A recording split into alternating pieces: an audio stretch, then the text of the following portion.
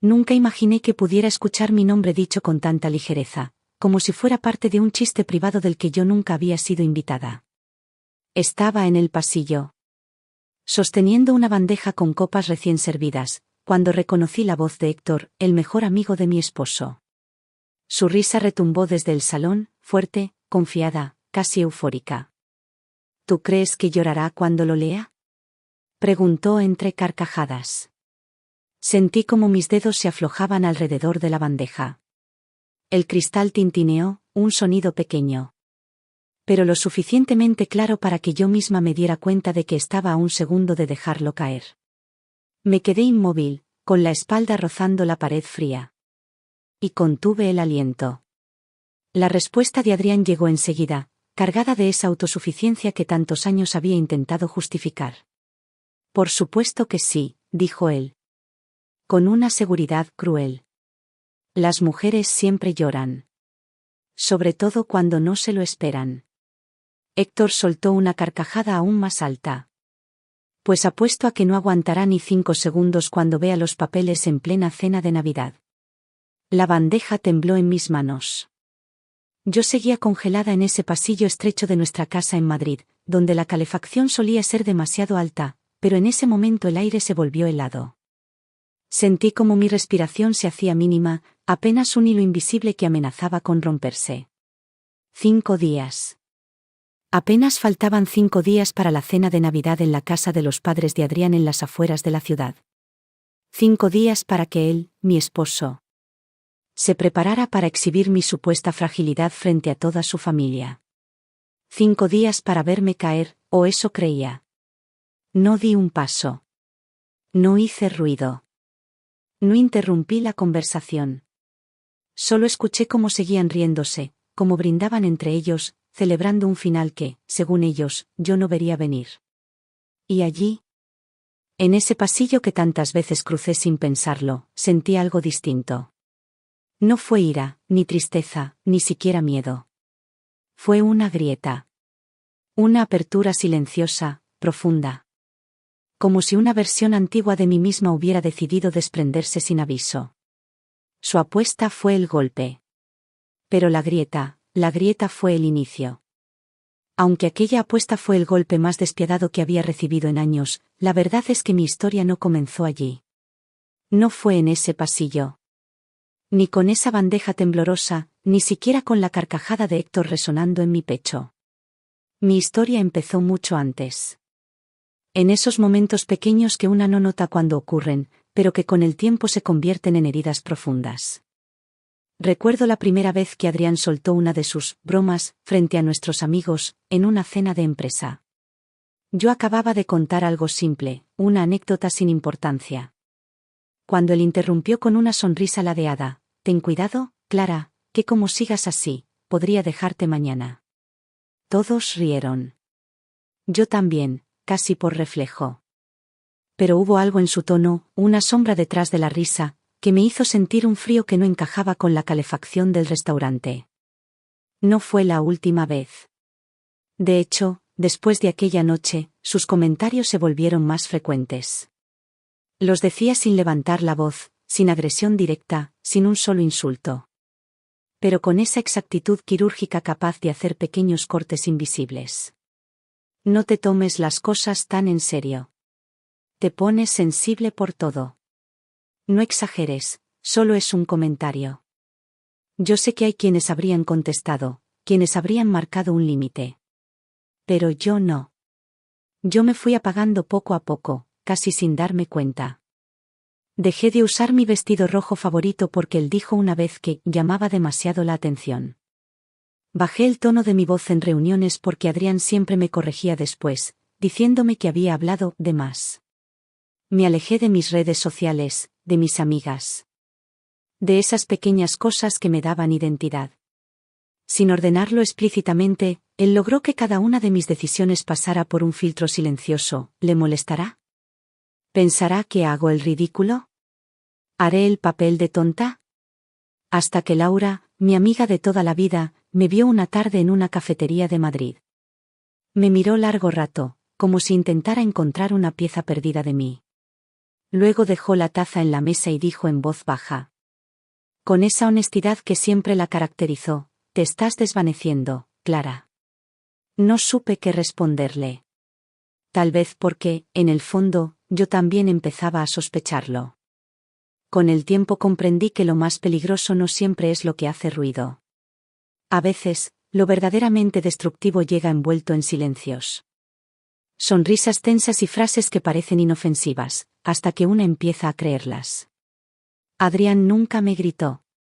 Jamás levantó la mano. Y quizá por eso tardé tanto en entender lo que realmente estaba ocurriendo. Sus palabras eran suaves, pero afiladas. Un filo tan fino que no lo ves. Solo lo sientes cuando ya estás sangrando por dentro. Cada vez que salíamos a algún evento o reunión familiar, yo caminaba con una tensión difícil de describir. Como si cualquier paso pudiera desencadenar un comentario suyo. Y casi siempre ocurría. No me avergüences, susurraba antes de entrar. Eres un estorbo cuando hablas sin pensar. ¿Qué harías sin mí? Te perderías hasta para pedir un café. Lo decía con el tono exacto para que nadie más lo escuchara. Como si fuera un consejo amoroso entre esposos. A veces incluso me rozaba el hombro, en un gesto que cualquiera podría confundir con cariño. Yo lo confundía. O quería confundirlo. Hubo noches en las que, al acostarme, repetía en mi cabeza la frase que más daño me hacía: no me engaña, no es violento. Podría ser peor. Con esa excusa intentaba justificar la incomodidad constante que sentía, la forma en que mis manos temblaban al cerrar la puerta. El nudo en la garganta cuando oía sus llaves en la entrada. El silencio entre nosotros no era paz. Era vigilancia. Yo dejaba de hablar para no equivocarme. Dejaba de opinar para no provocar ese suspiro suyo, largo y molesto, que me hacía sentir como una carga. Hasta mi manera de caminar se volvió más discreta, más lenta. Como si ocupara demasiado espacio en un mundo que, según él, le pertenecía. Una vez, Laura me preguntó por qué ya no participaba en los encuentros con nuestras antiguas compañeras de la universidad. Le respondí que estaba cansada, que prefería descansar en casa. Pero la verdad era otra. Cada vez que mencionaba la posibilidad de salir, Adrián decía algo como: ¿y para qué vas? Nadie te extraña. No lo decía enfadado. Lo decía convencido. Y lo peor es que yo empezaba a creerle. La tensión en casa era tan silenciosa que parecía parte de la decoración. Pero estaba allí. Pegada a las paredes, a los pasillos, a mi piel. Y mientras más intentaba ignorarla, más profundamente se hundía en mí. El gala de Salamanca fue, en apariencia, una noche perfecta: luces doradas, copas de champán que tintineaban con elegancia, colegas de Adrián intercambiando elogios vacíos. Yo llevaba un vestido negro sencillo. Ese que a él antes le encantaba y que últimamente ni siquiera miraba. La música sonaba suave, pero había algo en el ambiente que sabía que no terminaría bien. Y no me equivocaba.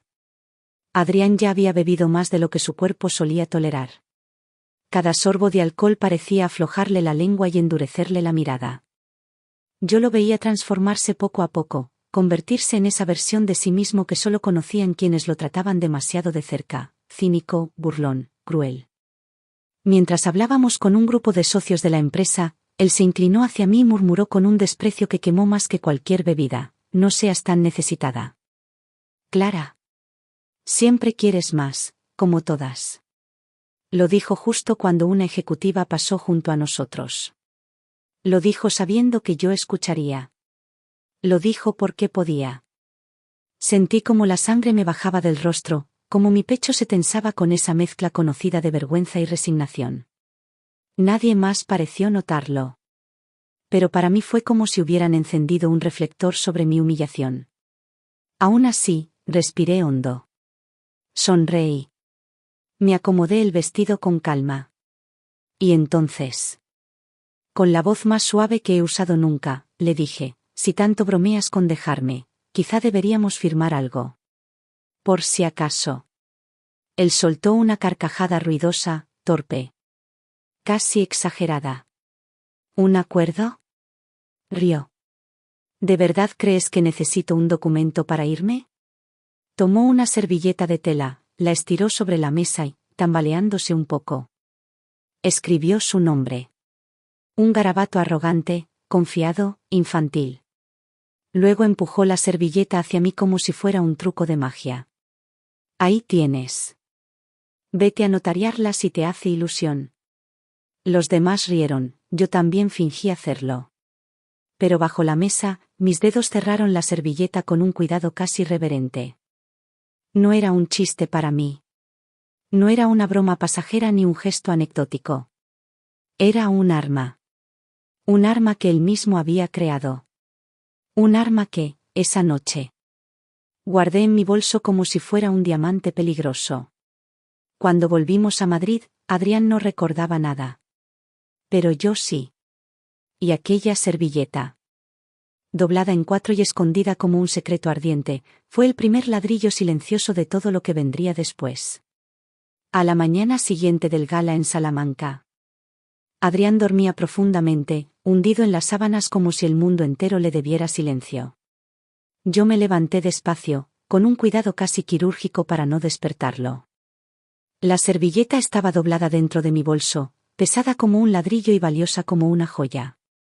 No sabía aún qué iba a significar para mi futuro. Pero sí sabía que no podía esperar. A las 9 en punto estaba sentada frente a la notaría del barrio de Salamanca, con las manos entrelazadas y el corazón golpeando un ritmo que no recordaba desde hacía años. Cuando el notario me llamó, entré con pasos firmes. Saqué la servilleta y la coloqué sobre la mesa. Él la miró con una mezcla de sorpresa y profesionalismo. ¿Estás segura de que desea protocolizar esto?, preguntó levantando una ceja. Sí, respondí sin dudar. Que Adrián hubiese firmado borracho no invalidaba el hecho de que lo había hecho voluntariamente. Su letra, su firma, su fecha. Y un detalle más importante, nadie lo obligó. El notario selló el documento con un golpe seco que resonó en toda la oficina. Como si fuera el sonido de una puerta que se cerraba y otra que comenzaba a abrirse muy lentamente. Salí de allí con una copia certificada en la mano y un temblor interno que no era miedo, era clarividencia. Un presentimiento. Un giro invisible. Algo había cambiado. Aunque él no lo supiera todavía. Esa misma tarde fui a casa de Laura. Ella estaba en su estudio, trabajando frente al ordenador, cuando le mostré el documento. No dijo nada al principio, solo tomó aire y me observó con una mezcla de alivio y preocupación. Clara, susurró. Esto es oro puro. Pero también es pólvora. Sin hacer preguntas que yo no pudiera responder, Laura escaneó el documento, creó copias digitales y me ayudó a enviarlas a correos privados que habíamos creado años atrás. No por miedo, sino por previsión. Una previsión que ahora parecía profética. Guardamos una copia en un USB que Laura etiquetó con un simple C. Otra quedó en su caja fuerte. Otra, en mi nube personal bajo un nombre irreconocible. Cuando me fui de su casa, ya empezaba la siguiente etapa. Aunque yo no la nombré así hasta después. Mi fase silenciosa. Mi fase observadora. Mi fase de registrar, anotar y guardar. Esa noche, mientras Adrián cenaba viendo un partido y yo limpiaba la cocina sin decir una palabra, supe que la servilleta ya no era un recuerdo borroso de una borrachera. Era mi sombra legal. Y él no tenía idea de que acababa de entregarme, con sus propias manos, el arma que un día lo derrumbaría. Después de legalizar aquella servilleta, algo en mí comenzó a despertar, aunque de manera silenciosa, casi imperceptible. No fue rabia, ni impulso, ni siquiera valentía. Fue claridad. Una claridad fría, meticulosa.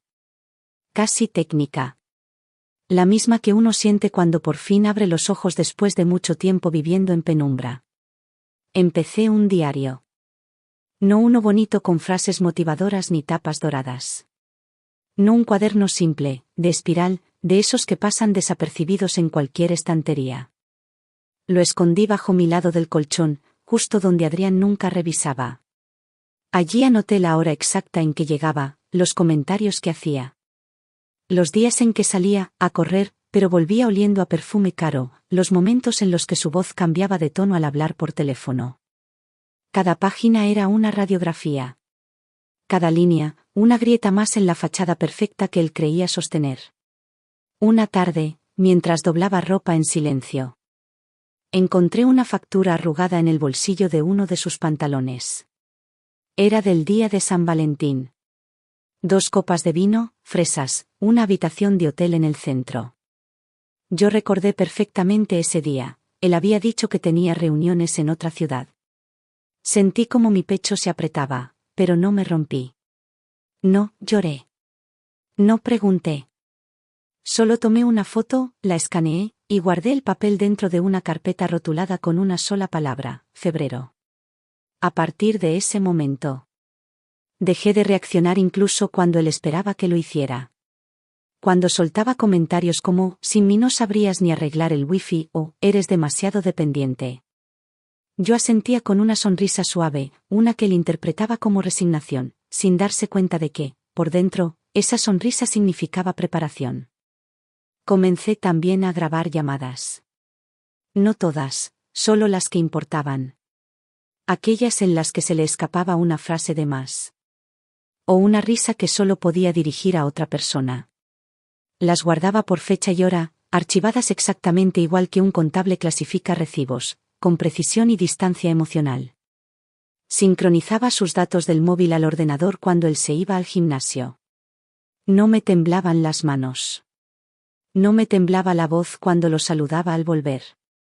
Todo parecía normal. Ese era el punto, la normalidad era mi camuflaje. Compré una agenda y la llené de símbolos que solo yo entendía. Una X para sus llegadas tarde. Una estrella para gastos sospechosos. Un punto rojo para mentiras comprobadas. Un triángulo para cambios bruscos de humor. Cualquier otra persona lo habría confundido con una lista de compras. Yo lo llamaba mapa.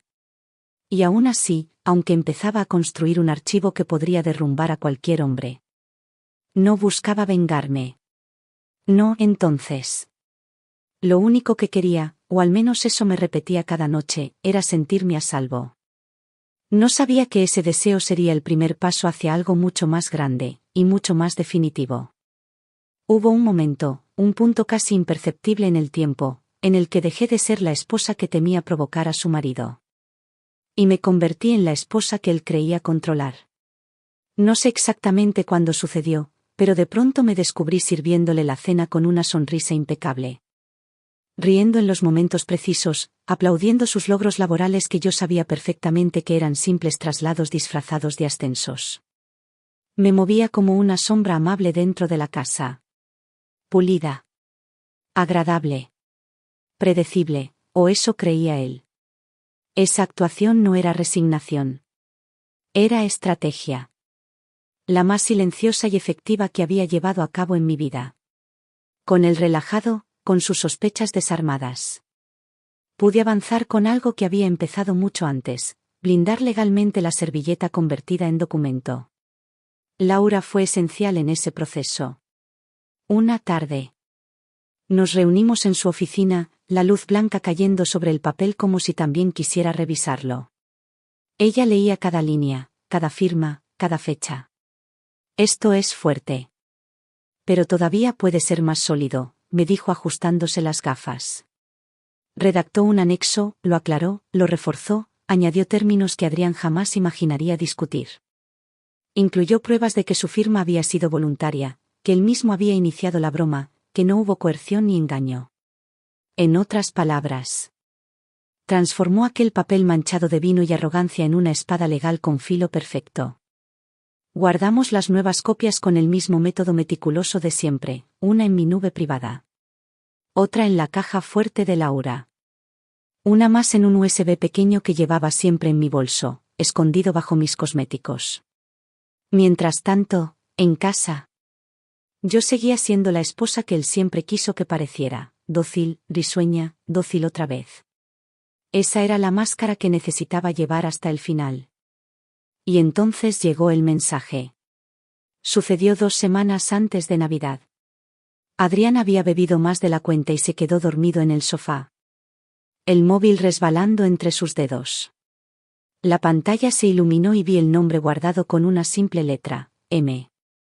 El mensaje apareció como un golpe directo a mi estómago. Presentaré el divorcio en Navidad, ¿quieres verla llorar? Solo eso. Frío. Cruel. Infantil incluso. No sé cuánto tiempo me quedé mirando la pantalla. Segundos, quizá. Pero dentro de mí, todo se alineó con una calma que me sorprendió. No lloré. No hice ruido. No lo desperté para pedir explicaciones. Solo tomé una captura de pantalla. La envié a mi correo oculto y la borré del teléfono con la misma precisión con la que una cirujana retira un tumor sin dejar rastro. Luego fui a la cocina, preparé té de manzanilla y seguí recogiendo la casa como si nada hubiera pasado. Porque la verdad era simple y devastadora, él había elegido el escenario. Él había elegido el día. Él había elegido la apuesta. Pero yo. Yo llevaba casi un año preparando el final. Y él todavía no tenía la menor idea. La casa de los padres de Adrián, en las afueras de Madrid. Siempre parecía sacada de un catálogo navideño. Luces cálidas en cada marco de ventana, velas encendidas por todas partes. Olor a cordero asado y a los típicos dulces que su madre preparaba desde noviembre. Era el tipo de ambiente que cualquiera describiría como acogedor, y aún así, para mí, aquel año tenía algo distinto. No era miedo. No era ansiedad. Era determinación. Un latido constante, firme, casi frío. Llegamos temprano, como siempre. Yo llevaba una bandeja de entrantes caseros y una sonrisa perfecta, de esas que no muestran ni una grieta. Saludé a sus padres con 2 besos. Ayudé a colocar la mesa, serví vino caliente con especias. Cada gesto era medido, armonioso, impecable. Era la anfitriona que todos esperaban ver. La que Adrián presumía. La que él creía tener completamente domada. Por dentro, el pulso seguía ahí. Un ritmo constante que repetía, hoy. La cena transcurrió entre risas superficiales. Anécdotas laborales de su padre, comentarios sobre el frío, y los planes de vacaciones de algunos primos. Yo participaba con frases suaves, sin entrar demasiado en ningún tema. Sin llamar la atención. Adrián, en cambio, estaba especialmente radiante. Esa clase de radiante que solo él tenía cuando se sentía superior, preparado para un espectáculo privado. Héctor llegó un poco más tarde, con esa sonrisa confiada que siempre le acompañaba. Se acercó a Adrián. Le dio una palmada en la espalda y murmuró algo en su oído. Yo no escuché las palabras exactas. Pero sí vi su expresión, la emoción de quien cree que está a punto de ganar una apuesta. El ambiente se volvió más denso cuando servimos el plato principal. Adrián no paraba de mirarme con un brillo extraño en los ojos, como si yo fuera un animalito dócil que él estaba a punto de sacrificar frente a una audiencia. Yo, en respuesta, mantuve la serenidad de quien sabe exactamente lo que está haciendo. Después del cordero, antes de que su madre trajera el postre. Adrián carraspeó y se puso de pie. Dio un golpecito con un cuchillo de mantequilla contra su copa para pedir silencio. La conversación se apagó poco a poco. Y todos lo miraron expectantes. Antes de pasar al turrón, dijo con tono teatral, tengo algo para mi querida esposa. Héctor ya estaba sonriendo. Como si supiera el guión de memoria. Adrián metió la mano en el interior de su americana y sacó un sobre blanco, sin adornos, sin tarjeta, sin rastro de cariño. Lo colocó frente a mí con una sonrisa que me conocía demasiado bien. Feliz Navidad, Clara. El sobre era liviano, pero pesaba como un ladrillo. Yo lo miré fijamente durante un segundo, sintiendo como el silencio se tensaba a nuestro alrededor. Sabía exactamente lo que contenía. Y aún así, no temblé. Porque aquel no era su escenario. Era el mío. Tomé el sobre que Adrián dejó frente a mí. Sentí como todas las miradas de la mesa se fijaban en mis manos, las de su madre, rígidas sobre la servilleta, las de su padre. Entre curiosidad y desconcierto, las de Héctor, brillando con esa satisfacción morbosa. Adrián, por supuesto, me observaba con una sonrisa que pretendía ser cariñosa, pero que solo escondía la crueldad de quien espera ver a su presa desmoronarse. Respiré despacio. Abrí el sobre. Deslicé los papeles con calma y leí la primera línea: petición de disolución matrimonial. Ya estaban firmados por él, ya habían sido presentados. Incluso había subrayado algunas frases, como si hubiera querido mostrarme orgulloso lo bien que había preparado mi caída. Levanté la mirada y sonreí suavemente. Gracias.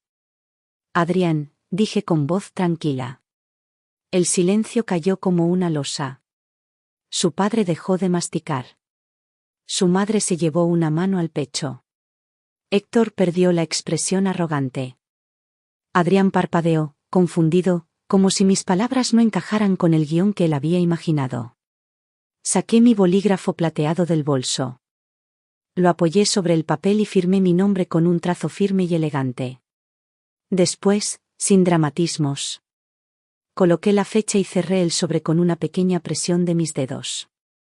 Listo, murmuré, devolviéndoselo. ¿Eso es todo?, preguntó él, incómodo. ¿Ni una palabra? Eso es todo, respondí. El aire parecía no moverse. Podía oír el chasquido lejano de un tronco en la chimenea, el choque suave de cubiertos cuando alguien, nervioso, intentó colocarlos bien. Nadie entendía nada.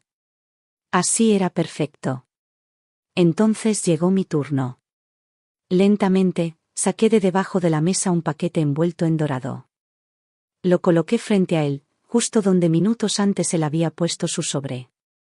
Ahora te toca a ti, le dije. Adrián, algo irritado, rasgó el papel dorado.